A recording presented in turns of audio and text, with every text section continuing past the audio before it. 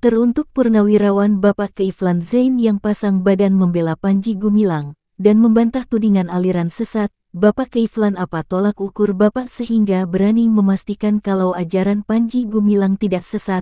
Bapak bukan ahli fikih, bukan ahli hadis, bukan ahli tafsir. Bapak Kiflan, kenapa saya berani mengkritik pembelaan Bapak terhadap Panji Gumilang, sedangkan Bapak tidak faham di mana sesatnya?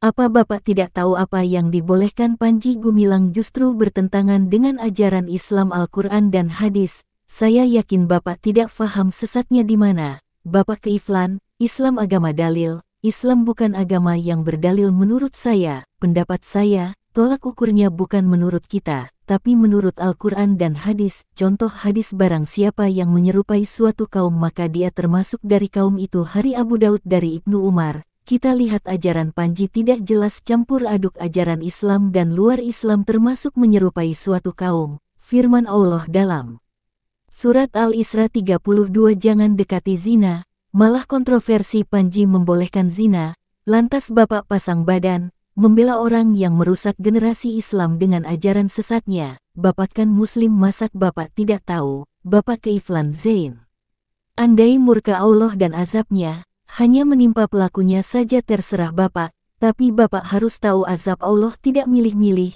semua kita akan kena dampak, apalagi Bapak membela orang yang jelas salah, apalagi Panji Gumilang meragukan kebenaran Al-Quran, dan yang lebih keji lagi, menuduh kalau Al-Quran karangan Nabi Muhammad, sudah jelas menyimpang jauh. Bapak masih mau benarkan, kalau Bapak bantah tudingan sesat, saya tidak tahu Bapak penganut agama apa. Jangan sampai Allah murka dengan statement Panji Gumilang. Saya doakan Bapak semoga diberi purkon dan hidayah, supaya bisa menilai mana jalan yang lurus, mana jalan yang bengkok, mumpung masih ada kesempatan. Hidup cuma satu kali dan jangan sampai kita salah berpihak. Dari saya Rosmawati, Lombok Barat, NTB.